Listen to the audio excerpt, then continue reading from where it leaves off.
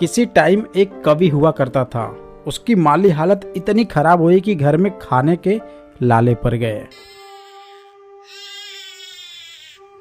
इसी कारण उसने महल में जाकर राजा से कुछ मदद मांगने का फैसला किया।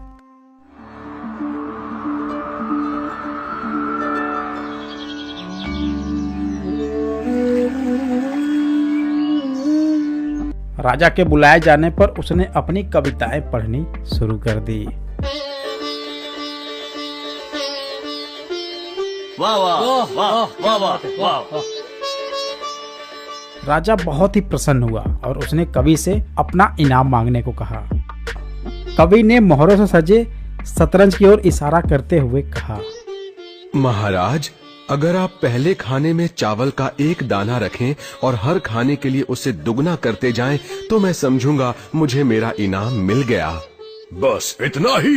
राजा ने पूछा। सिर्फ चावल का एक दाना और सोना नहीं? जी हाँ महाराज। तो फिर ऐसा ही हो। दरबारियों ने चावल के दाने रखने शुरू कर दिए। अब क्लाइमेक्स यहाँ से स्टार्ट होगा। पहले खाने में 1, दूसरे खाने में 2, तीसरे खाने में 4, चौथे में 8 और इस तरह वो रखते गए। जब 10वें खाने में चावल रखने की बारी आई तो उन्हें चावल के 512 दाने रखने पड़े। 20वें खाने तक संख्या बढ़कर 5,24,288 हो गई।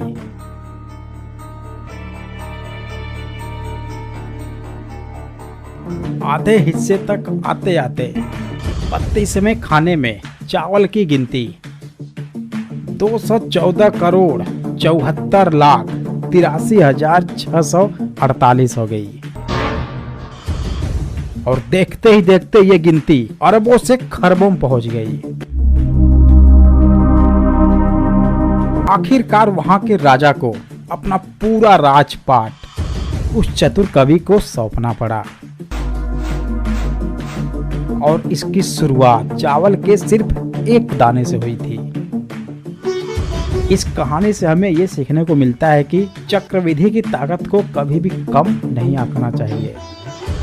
और सेम ऐसे ही होता है network marketing direct selling industry में। यहाँ पर भी ऐसे ही लोग 1 से 2, 2 से 4, 8, 16, 32 होते चले जाते हैं और ठीक उनके साथ साथ उनकी कमाई ही ऐसे ही बढ़ती चली जाती है। बस जरूरी यह है कि लोग आपके साथ लगातार काम करते रहें और आप भी उनके साथ पूरी लॉयल्टी से लगे रहें। और यही तो है पावर ऑफ मल्टीप्लेक्सर, जो कि वर्ल्ड के किसी भी फील्ड में इसकी पावर आपको शून्य से शिखर तक पहुंचा देगी। तो इसलिए इसे मात्र जोड़ने वाला काम है, यहाँ तक ही न आके। आई होप दोस्तों